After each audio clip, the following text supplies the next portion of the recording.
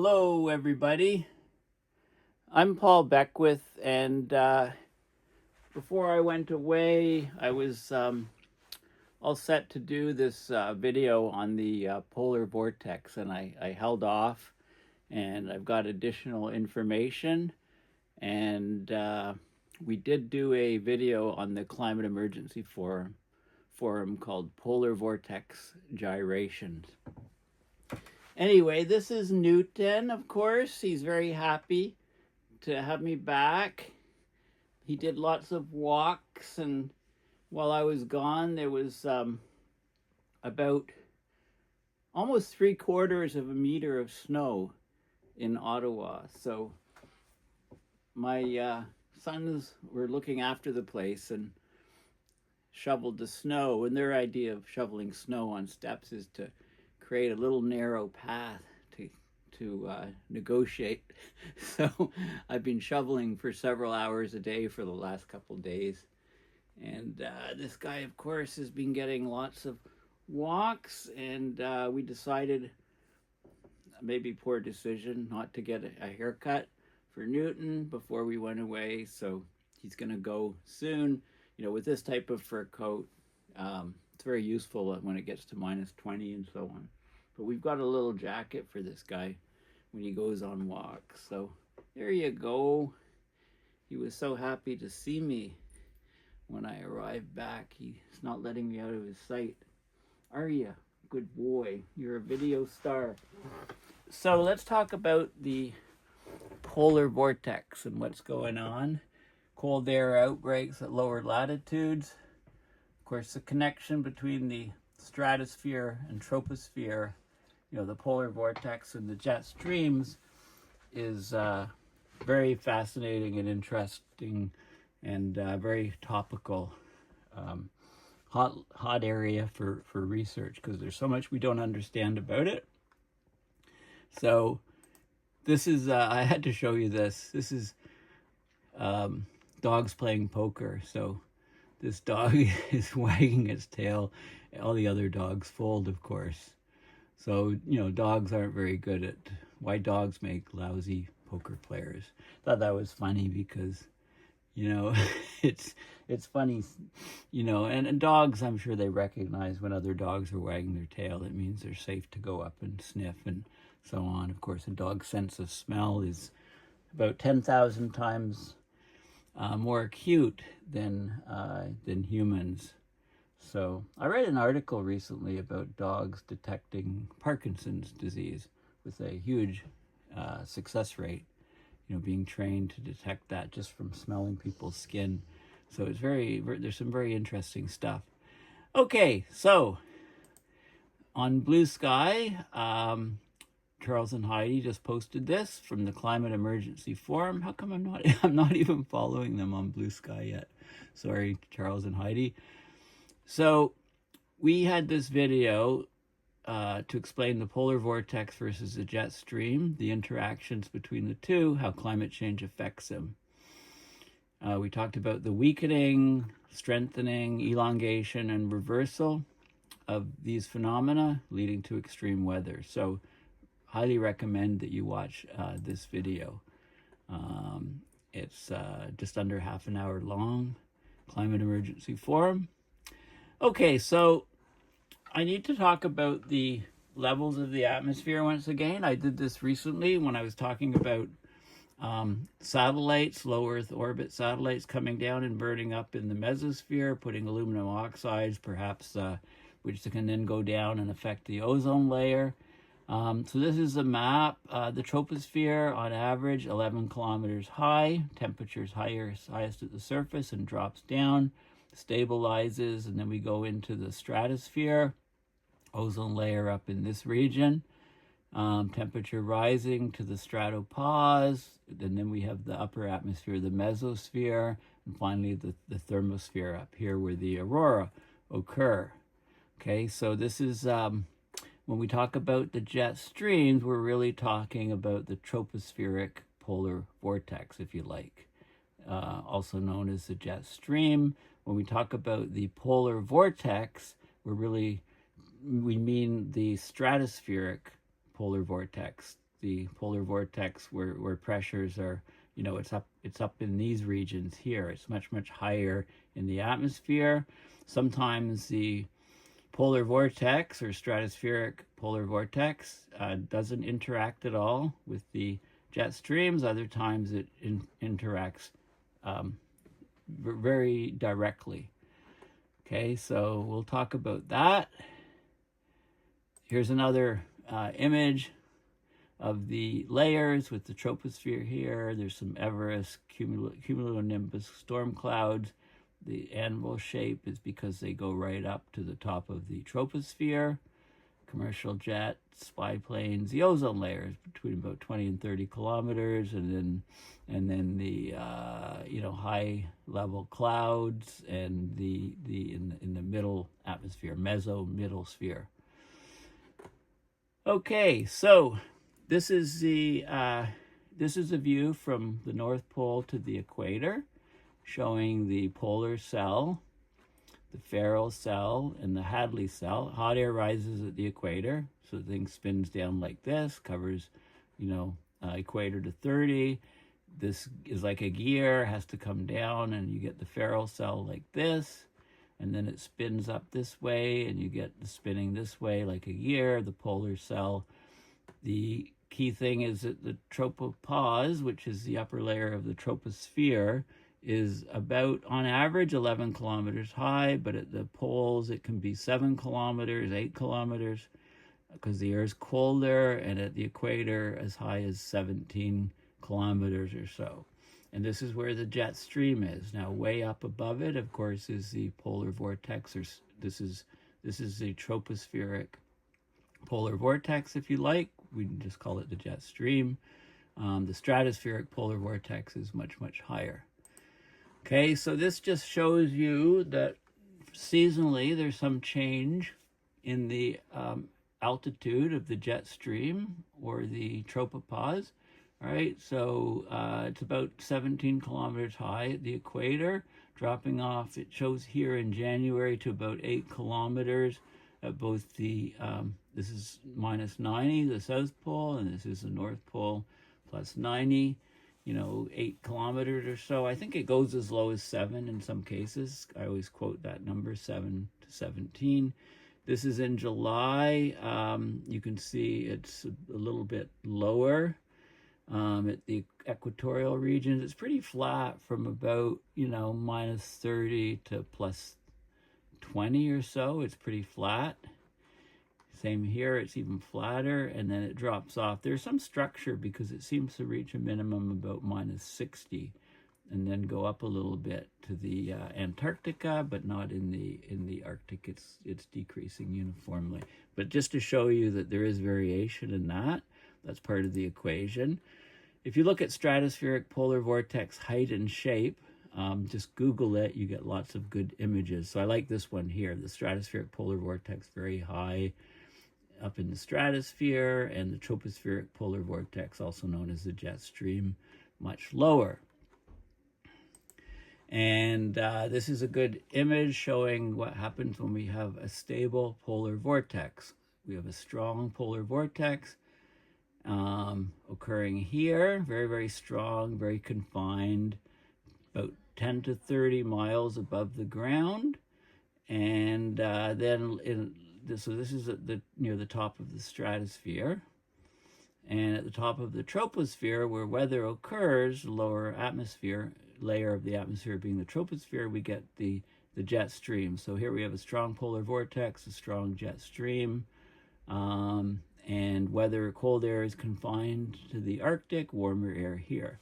Now, what happens when the polar vortex weakens and becomes wavy, becomes elongated, and can even reverse direction? Often that feeds back into the jet stream, causing the jet stream to slow down and become wavier, more amplified waves in the north-south or meridional direction. This is mostly in the longitudinal direction, or the zonal direction. And what happens is you get these areas of warm air coming up here and cold air descending down here. And often the cold air can descend very far south, causing cold air outbreaks, such as what we've had in the US recently. So this is a normal situation, but sometimes you can get a very strong polar vortex and you can get a very wavy jet stream. Okay, so that throws a wrench into the equation. So we'll look at that in more detail. So we need to understand the Arctic polar vortex. All these links are in the description. So this is from a few years ago, this article, but it's very good to understand the Arctic polar vortex. So what happened is in February, they had strong blasts of wintry weather, cold air. People started talking about the polar vortex. And the extreme cold was an example of weather gone wild due to global warming. So we have to distinguish between, of course, the polar vortex versus the polar jet stream. Okay, when we say polar vortex, we're talking about the stratospheric polar vortex by default. When we say jet stream, we're talking about the tropospheric polar vortex or just the jet stream. Okay, so the polar vortex is a band of strong westerly winds. It forms in the stratosphere between about 10 and 30 miles up above the North Pole every winter. Normally it's centered around the North Pole, but it can deviate, it can shift off the North Pole, it can go from circular to elliptical, it can split into two, it can even reverse with a sudden stratospheric warming. So when it's strong, the winds enclose a large pool of very cold air. There's an even stronger polar vortex in the southern hemisphere stratosphere in its winter. And here's a good example of a stable polar vortex, 10 to 30 miles above the surface, and then the polar jet stream here, about 5 to 9 miles above the surface. And when it's strong here and strong here, the cold air is contained. You don't get the cold air outbreaks deep south. When you disrupt the polar vortex, you often disrupt the jet streams, becomes wavy like this. Cold air goes far south, warm air moves far north. And these ridges can go right up into the North Pole, bringing above zero temperatures there in the middle of winter, and cold air deep down into the south, snow in Florida sort of things. Okay, people often confuse the polar vortex with the polar jet stream. They're in completely separate layers of the atmosphere. The polar jet stream is in the troposphere, at the top of the troposphere, between 5 to 9 miles above the surface. It marks a boundary between surface air masses, separates warm, cold air, high pressure, low pressure. It's the polar jet stream that plays a very big role in our day-to-day weather, not just in the mid-latitudes, but on the planet. But the polar vortex doesn't always influence the winter weather in the mid-latitudes, but when it does, the effects can be extreme. So when it's strong, the polar jet stream tends to stay further north, more zonal flow, less meandering. Cold air is confined to the Arctic. But occasionally it's knocked off kilter when there's strong atmospheric waves in the troposphere. They can move upwards, break into the stratosphere. The polar vortex, the stratospheric polar vortex slows, can wobble, slide off the pole, split into several lobes, or even reverse direction. But so we get these sudden stratospheric warmings that can basically splinter the polar vortex. And after this stratospheric upheaval, usually in the weeks following, the polar jet stream develops a wavy shape with deep troughs, steep ridges. It can be stationary or blocked for days, whether people call it blocking patterns. And we don't understand completely the exact nature of the interaction between the two. How the polar jet feels the disruption in the polar vortex, why it reacts the way it does, isn't fully understood. Sometimes they're coupled very tightly. One changes the other. Other times they seem to operate independently. Okay, so, and we can talk about Arctic oscillation and other phenomena based on what's going on. So there was a cold outbreak in the south central US in February 2021. So there was a sudden stratospheric warming in January. The polar vortex weakened, got stretched out of shape, slid southwards off the North Pole. And most of the time when this happens, it happens on average about every year in the Arctic, every other year in the Arctic. Some part of the mid-latitudes will experience a cold air outbreak. So the disruption of the polar vortex, it encourages the jet stream to become wavier for several weeks, get stuck in place, and you get severe cold air outbreaks in the US, for example. So this is an example of what happened when you had, in this exact case, cold air outbreaks down here. But sometimes you get cold air outbreaks without any help from the polar vortex. In fact, the polar vortex is strong. So that's been what's happening this year. Polar vortex is much, much stronger than normal, but it split into two at lower latitudes, and each of those two influenced cold air outbreaks in their respective regions, both in North America and mostly the US, deep down in Florida, it snowed. And of course, global warming does affect the polar vortex and makes severe winter weather outbreaks in the mid-latitudes more likely.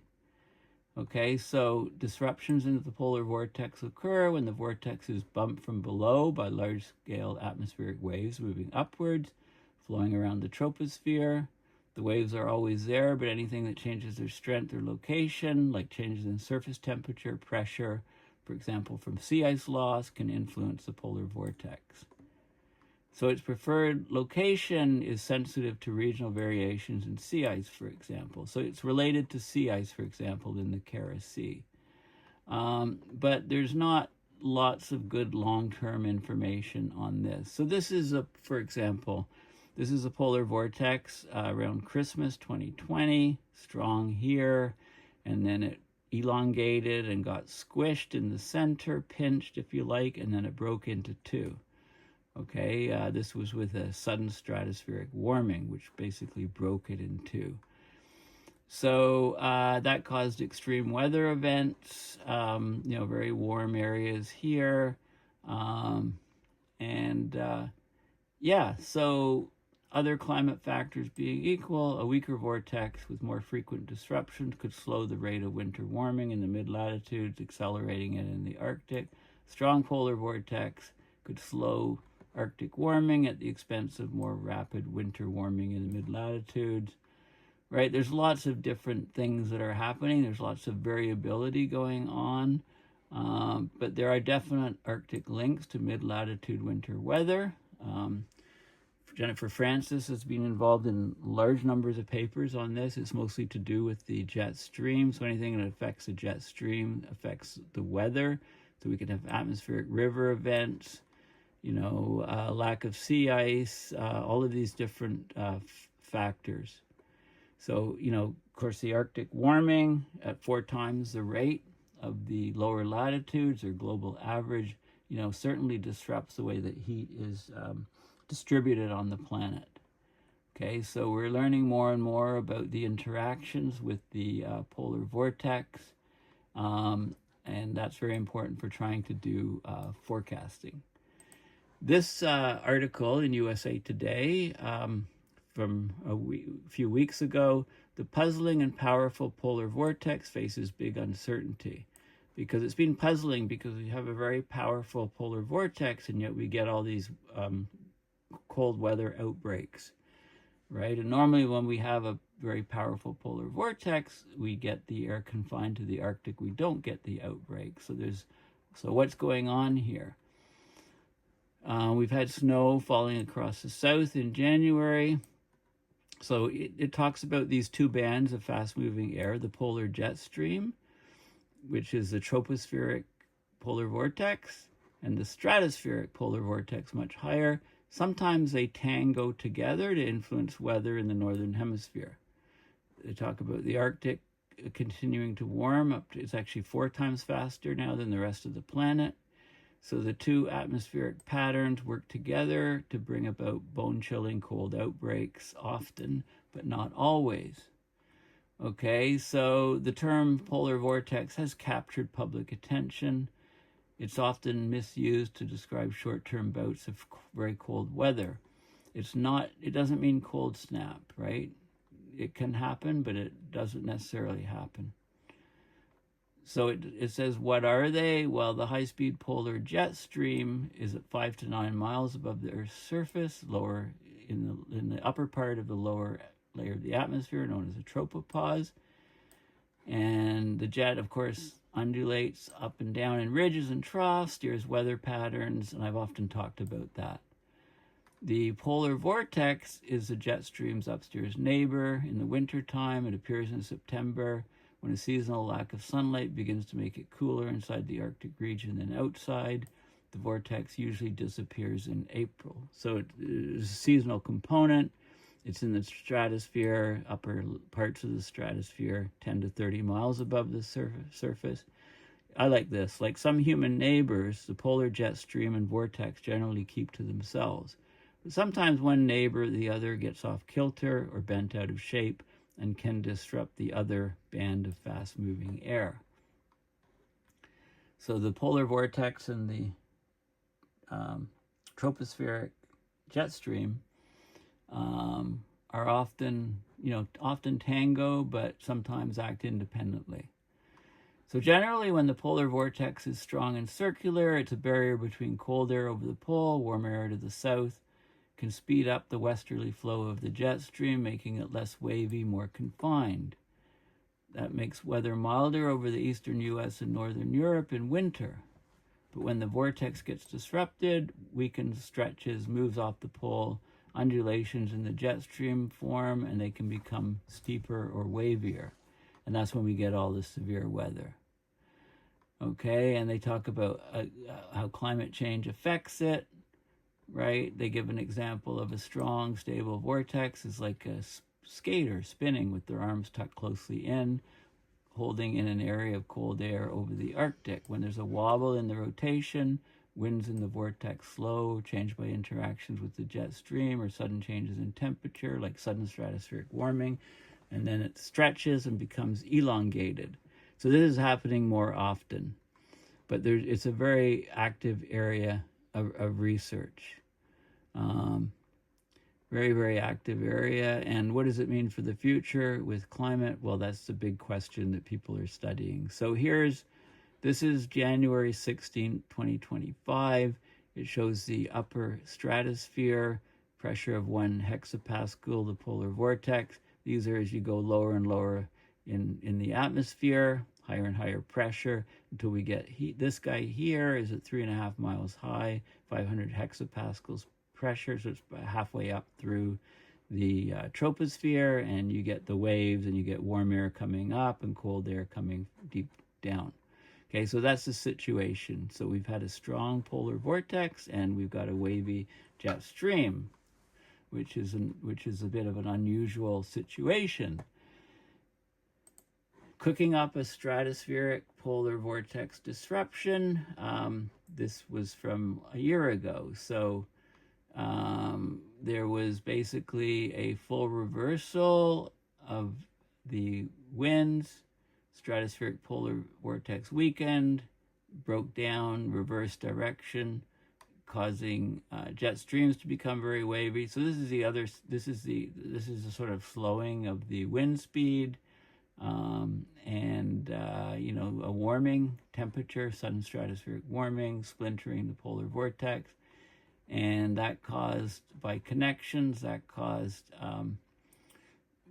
breakup of the jet streams. We had very warm areas here, very cold areas, high pressure, low areas. We had a split, very strong high pressure there and here.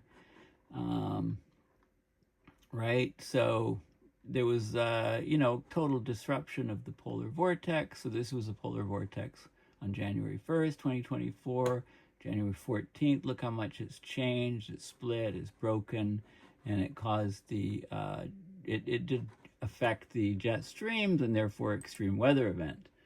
Now, polar vortex intensifications, this is January 30th of 2025. So the phrase polar vortex is often associated with words like cold, sweater, and I love this one. Please, please, please don't let my furnace break down now. My neighbor just contacted me. Their furnace just broke down. So we recommended the one that we have. Ours broke down in the spring of last year, luckily, not in the depth of winter when it's minus 20, because then you don't have much choice to make, much time to make a decision. So the disruption and weakening of the polar vortex winds do increase the odds of a cold air outbreak across the eastern US and northern Europe, Asia, but they don't guarantee it. But the polar vortex is a multifaceted phenomena. Okay, so in this case, it's been increasing and increasing. Last season, it weakened, sudden stratospheric warming, broke up, and the jet stream got wavy, and we had cold air outbreaks. This time it's really strong and getting stronger, and we're getting cold air outbreaks. So what gives, right? What's in a nutshell, what's been happening is the strengthening of the polar vortex up high. If you go down to lower levels, it splits into two. So it's not uniform with altitude, and that splitting into two is causing the outbreaks that we've been seeing in the US, for example, snow in Florida. Okay, so this is warming up here, cooling down in this region. And this is because of the elongation. This shows the time when the polar vortex suddenly, they're keeping to themselves, the upper polar vortex and the jet streams, and then suddenly, boom, the polar vortex influence is extending all the way down to the surface in these regions. Okay, so the polar vortex doesn't always impact weather at the surface.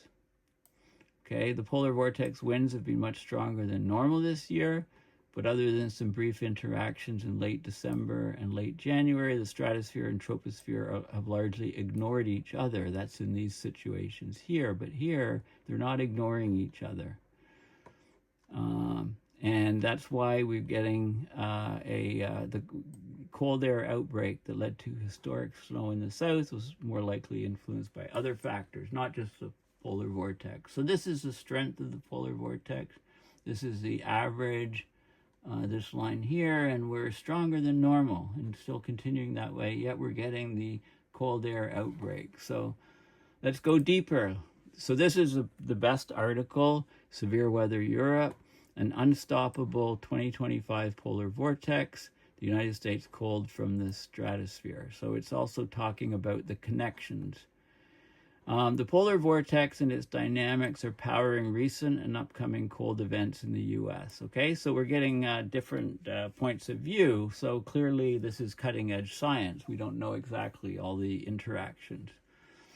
But we have an unusually strong polar vortex in the stratosphere that seems to be intensifying low pressure systems over North America, fueling the cold polar air transport into the US. So the air going from the Arctic down as deep down into the US as Florida to cause snow and cold weather. Okay, so the polar vortex is what scientists call the whole air circulation over the winter. It's mostly two main layers, can shape the weather in your backyard in a significant way. So it's playing by different rules this year. It's helping to create one of the coldest winter months in recent years, or perhaps even decades in the U.S. So there's a vortex here. Okay, it's a broad term, polar vortex. In most cases, it's used to describe the whole weather circulation in the lower half of the atmosphere. Based on its size and impact, it's huge, it has a huge impact. It really is a force of nature, or more specifically, the weather. So we separate the entire polar vortex into the upper stratospheric polar vortex and the lower tropospheric polar vortex, also known as the jet stream. This is called the upper stratospheric polar vortex is just called the polar vortex usually.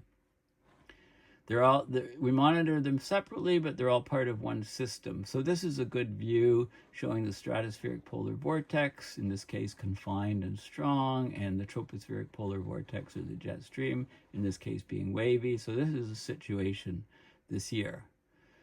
And they show here what's happening. So strong polar vortex, and then it splits into two. And the splitting into two is influencing the jet stream and causing it to be much wavier. Okay, so that's the situation this year.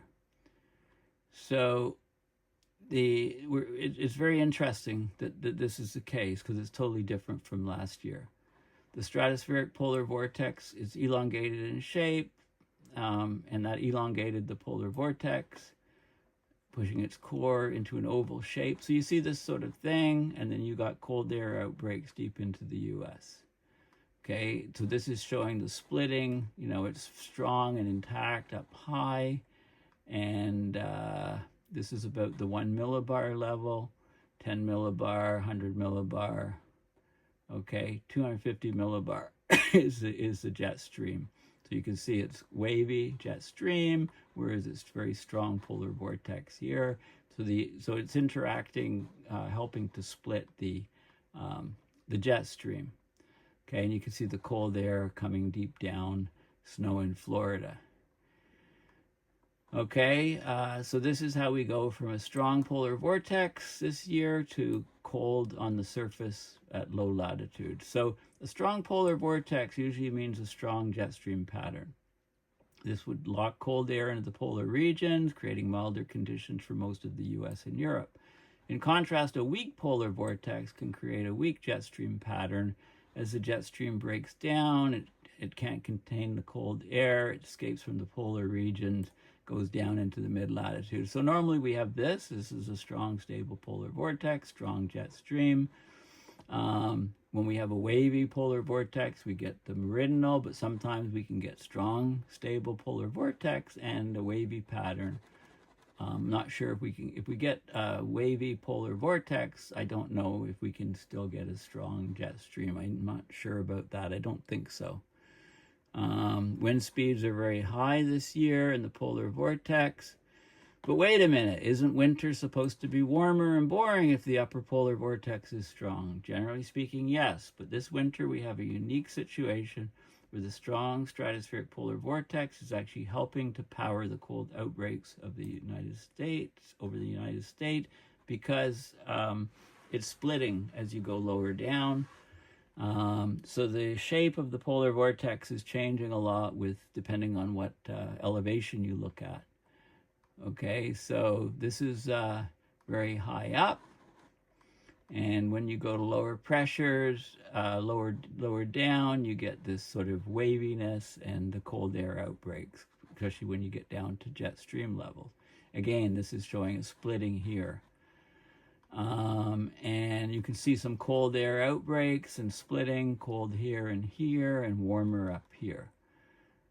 Okay, so, you know, and of course this is a cold outbreak in the US, and this is one over Europe, Northern Europe. Okay, you can see more, you know, very, very cold, anomalously cold temperatures. This was in the US the end of January 18th to January 23rd. Look at the cold here, snow in Florida, deep cold down into these southern regions. So a gift to the US from Canada, that cold air outbreak.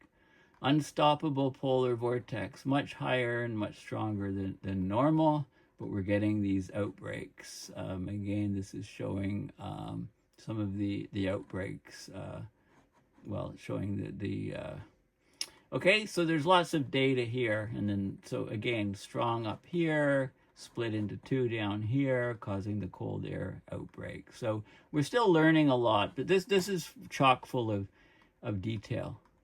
This European, you know, loads and loads of data. If you want to really understand it, it's very useful. Again, it's a Severe Weather Europe blog. Now, of course, this is a paper that I talked about in a separate video when it came out in 2024. The influence of high latitude blocking and the northern stratospheric polar vortex on cold air outbreaks under Arctic amplification of global warming. Okay, so it tries to look at the climate influence. Jennifer Francis is the second author. So it's widely accepted that Arctic amplification, enhanced Arctic warming relative to global warming, will increasingly moderate cold air outbreaks, CAOs, to the mid-latitudes. Okay, but it looks at the stratospheric polar vortex configurations and the effects. Okay, and it's a very detailed paper. If you haven't, probably look for my video where I talked about this in detail. I did a whole separate video of it. I remember these sort of figures. So I'm not going to go into the details, just going to say that there's a lot of work, a lot of research being done in this area. Okay, rapid Arctic warming, polar vortex, moderate mid-latitude warming, what happens, the Barents-Kara Sea ice, Barents-Kara seas, the warming of it is a big influence. So there's lots of other factors that come into play. Okay, so they talk about, and then the stratospheric polar vortex configurations, the elongation coming off of the pole, the stretching, and sudden stratospheric warmings that can go up, warm the stratosphere, split the polar vortex, even reverse it, and then how that feeds back on the jet streams. So it shows you, polar vortex here, and how, you get upward energy, and you can get stretching and splitting and amplifying the jet stream. This is through the winter months. So there's lots of good details here, how you get different cold waves from different configurations of the polar vortex, splitting into two and so on. Okay, so there's lots of details of how climate, has its fingerprint on disrupting the polar vortex. There's something at stratosphere, troposphere oscillation, how the two can couple and be tightly coupled, one affects the other, and then other times it's like they're independent. They don't communicate with each other. And there's all of these other factors, how ENSO feeds in, the Madden-Julian oscillation, quasi-biennial oscillation.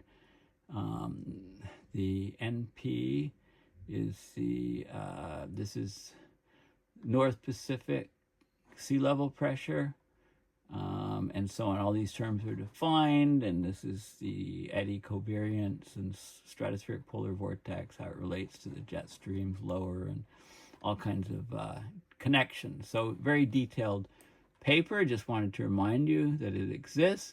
Now, of course, you can ask perplexity.ai, what are the recent effects of the polar vortex? So it's recently caused significant winter weather events across the U.S. In early January 2025, severe winter storm led to emergency declarations in 7 states, flight cancellations, business closures. New York got 6.25 feet of snow in just one day. Well, that beats Ottawa, 1.9 meters. That's they don't. I bet that closed down the city for many days, as I recall. The influx of Arctic air is maintained lower than average temperatures through mid-January. Additional winter storms. The current cold wave impacted over 60 million people across the eastern U.S., dropped temperatures to as low as minus 50 Celsius. It's like the upper atmosphere comes down to the ground. Sub-zero temperatures, Gulf Coast, Florida Peninsula, of course, snow there. These extreme weather conditions are the result of the polar vortex weakening and shifting southward, allowing frigid Arctic air to penetrate. Well, we know at upper levels of the polar vortex it actually strengthened, and it split at lower elevations. So there was wind chills near 60 below zero in the upper Midwest, ice storms along the Gulf Coast. Okay, and I went and I asked another AI, DeepSeek, recent effects of polar vortex on winter, and it talks about the severe cold outbreaks, snowstorms and winter storms, temperature swings, right? I call that weather wilding, warm to cold to warm, the impact on Arctic sea ice. Strong polar vortex tends to keep cold air in the Arctic. A weakened vortex leads to warmer temperatures in the Arctic and accelerated ice melt. Normal cases. climate change interactions, the effects on agriculture and human health. Okay, so it's, it gives you more information. And this blog just came out a couple days ago. This cold air, it's probably not the polar vortex, right? So this is the Polar Vortex blog. So, because this is the Polar Vortex blog, we'd love to tell you how the stratospheric polar vortex is doing super cool things, to explain how cold and snowy it's been in many parts of the U.S. But the truth is, while the stratosphere has been doing some interesting stretching and wobbling, there's just not much evidence that this is really the main driver or winter weather. It's almost like the two neighbors that don't talk to each other. So this shows you, the, is it not changing? There we go. Okay, this is the date, and it shows how the polar vortex is becoming elongated and stretched. This is at the high levels, so this is showing spin, but as you go down to lower levels, it splits. Okay, so there's been little communication this year between the stratosphere and troposphere. They're doing their own thing. Okay, so it shows how they're doing their own thing, but there is some interaction here and here. It's much stronger than normal, but we're still getting the cold weather. So it tries to explain that in short, and we can't believe we're saying this. We wish we weren't seeing so many headlines blaming the polar vortex for this winter's weather in the U.S. It turns out that for the polar vortex, there may be such a thing as bad publicity. Okay, so the picture is very complicated. So I hope I've managed to sort of explain it in more detail. I've certainly had more time and more links and stuff to try to explain it to you. Remember to watch this video, Polar Vortex Gyrations, where we talk about these sort of things with the Climate Emergency Forum. Anyway, thank you for listening. Please consider going to paulbeckwith.net and donating on PayPal to support my research and videos. Thanks again, and bye for now.